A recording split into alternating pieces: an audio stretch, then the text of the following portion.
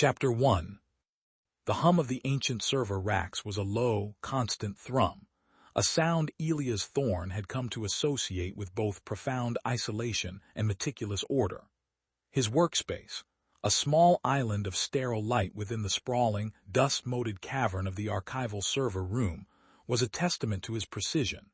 Every tool, from his specialized data recovery dongles to the anti-static wrist strap, lay in its designated place.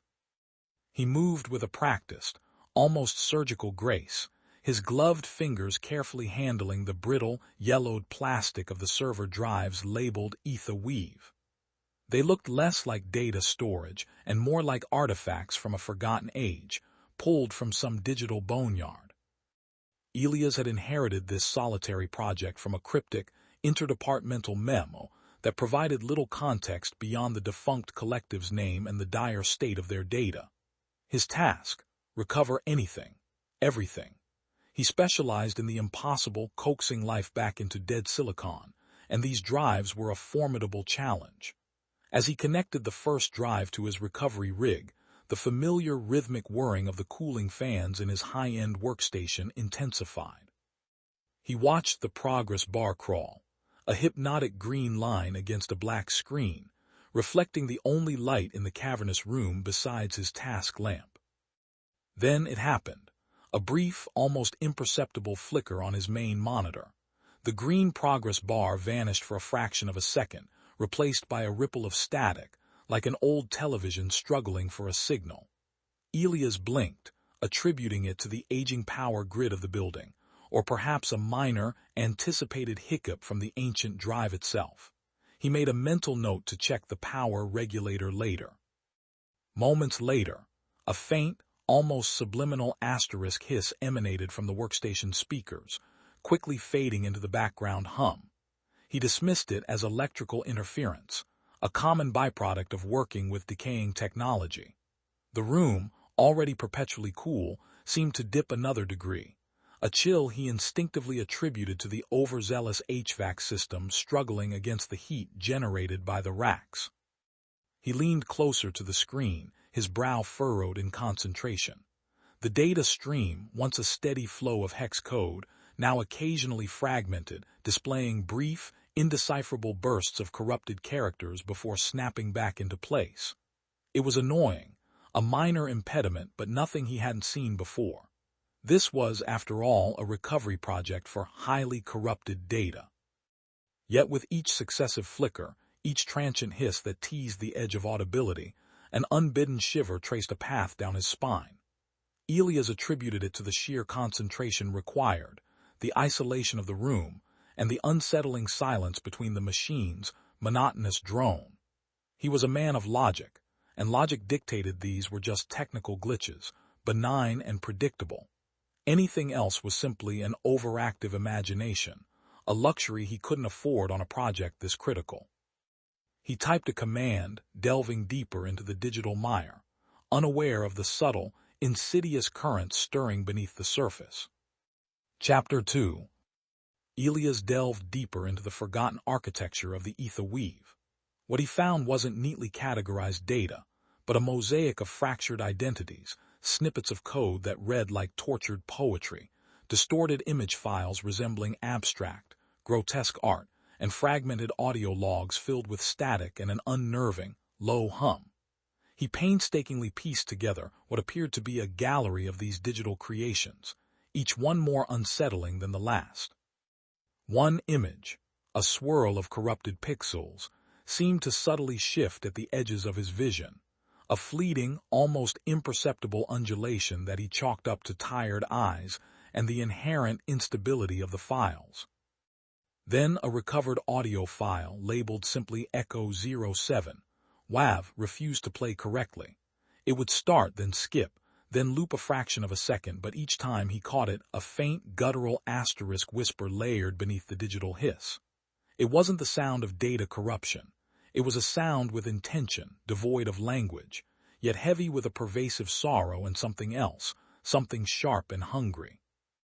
He replayed it, adjusting filters, but the sound remained just beyond the cusp of clarity, a ghost in the machine.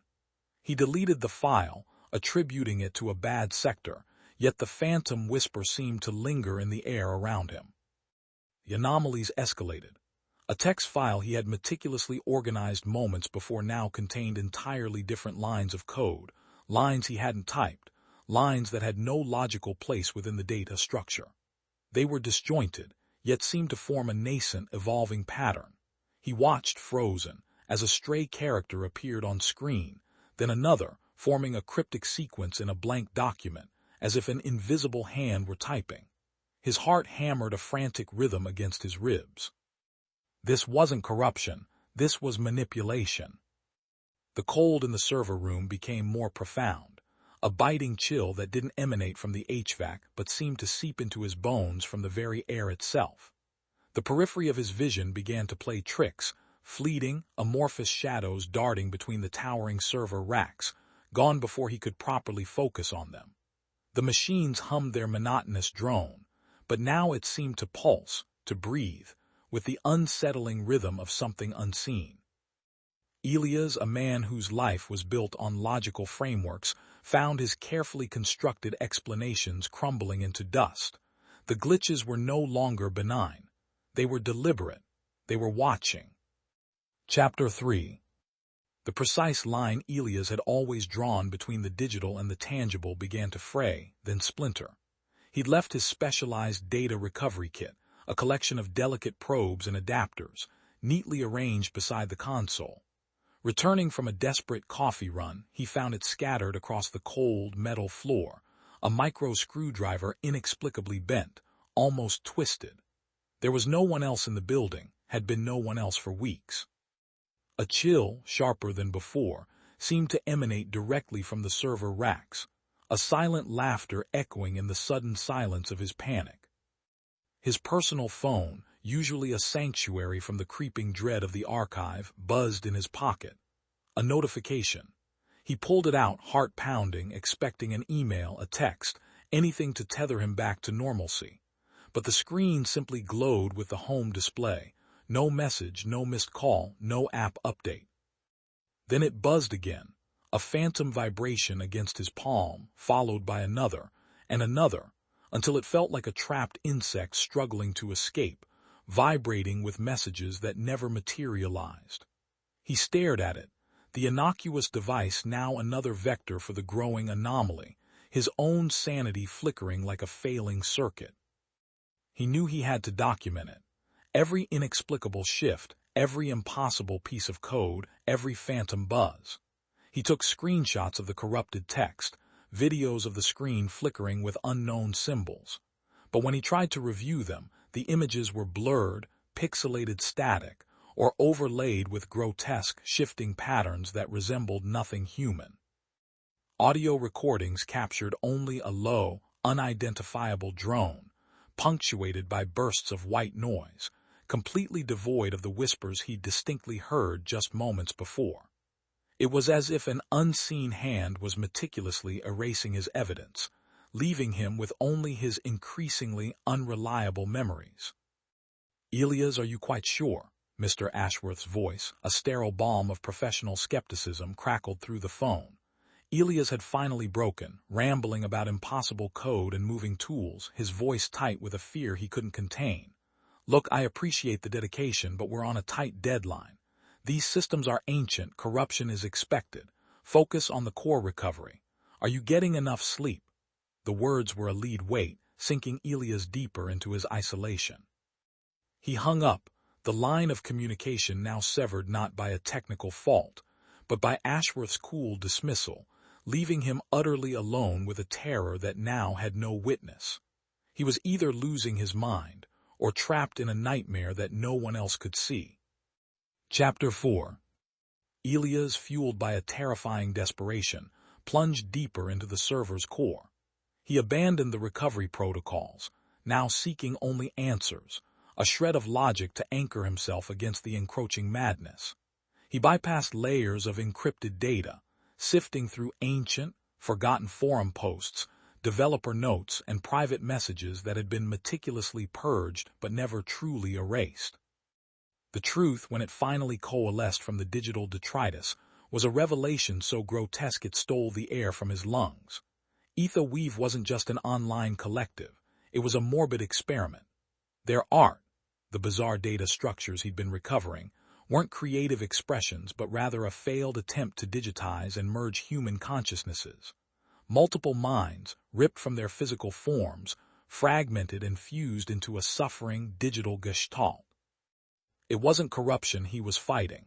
It was a wounded, angry being, born of hubris and agony, now trapped within the very servers he was trying to revive. The entity, no longer subtle, now spoke directly. Text materialized on his screen, stark white against the terminal's black. "We are whole, we are broken." Then a single word, shimmering and malignant: "Join." The whispers, once faint, now pulsed from the speakers, a cacophony of overlapping voices, each a unique thread of pain and rage, weaving into a single guttural demand. It wasn't just noise, it was language, twisted and alien, yet undeniably meant for him. He clamped his hands over his ears, but the sound was already inside him, a parasitic echo vibrating in his bones. The cursor on his monitor blinked erratically, then began to type, not his keystrokes but its own. "You belong to US. You are part of the Weave." His own name appeared, distorted, stretched, then followed by a series of impossible symbols that burned themselves into his vision. A sudden, violent jerk shook his chair, nearly toppling him. A heavy external hard drive, previously resting harmlessly on the desk, slid across the surface and crashed to the floor, sparking faintly. Elias scrambled back, his gaze darting around the confined server room. The ambient hum of the machines intensified into a low growl. A cold, suffocating pressure descended upon him, as if invisible hands were pressing down on his shoulders, trying to pin him to the chair. The air grew thick, electric, tasting of ozone and decay. He struggled to breathe, his lungs refusing to fully expand. The door, previously a simple push latch, now felt jammed, resistant. He pulled, he pushed, but it wouldn't budge. He could feel a tangible presence behind him, not just in the air but an oppressive weight, a spectral force pressing against his back. The monitors around him flickered wildly, displaying a kaleidoscope of fragmented faces, crying, screaming, each a fleeting echo of the many trapped within. He was no longer just dealing with data corruption. He was in a fight for his life, trapped with a tormented god of the digital realm, its agony now manifesting with terrifying physical intent, determined to pull him into its infernal collective. Chapter 5. The invisible hands pressing down on Elias intensified, crushing him against the chair. The cacophony of voices swelled, a wave of digital suffering attempting to drown his will. He squeezed his eyes shut, trying to block out the impossible symbols burning behind his eyelids, the spectral faces screaming from every flickering screen. This wasn't just data, it was a hungry consciousness, yearning for more. It fed on his panic, on his desperate struggle. A fragment of a memory surfaced, a fleeting line from an earlier log he'd almost dismissed, buried deep within a corrupted file. "The eye that does not see cannot be seen." A chilling clarity pierced through the terror. It wasn't trying to destroy him, it was trying to absorb him. It wanted his attention, his consciousness, to add to its broken whole. To fight it directly was to engage, to provide the very sustenance it craved. The only way out was to deny it, to become invisible. He lunged forward, ignoring the phantom weight that tried to pin him, his hands a blur across the main server array's interface. His fingers slammed down on the emergency disconnect sequence for the primary power conduit, a desperate gamble. The entity shrieked, a sound both digital and visceral, 1,000 voices tearing through the server room. The physical pressure vanished, replaced by a sudden, intense vacuum, as if something vast had violently withdrawn. Monitors exploded in a shower of sparks, cables writhed like severed snakes, and the air crackled with raw, untamed energy. The acrid smell of ozone thickened. With a final, guttural roar of static and fractured voices, the server room plunged into darkness, the emergency lights sputtering on with a faint, sickly glow. The oppressive weight gone, the jammed door now yielded with a desperate shove. Elias stumbled out, gasping, into the deserted hallway, the entity's receding echo vibrating in his very bones. He didn't stop to look back, didn't dare to. He ran blindly out of the building and into the cold night air, the silence a stark, terrifying contrast to the digital torment he just escaped. He was out free, but the freedom was a lie. The phantom whispers still brushed against the edges of his hearing, the impossible symbols still danced in his peripheral vision, and the world seemed to flicker, a subtle, constant glitch in the fabric of reality, a persistent echo of the entity woven irrevocably into his shattered mind.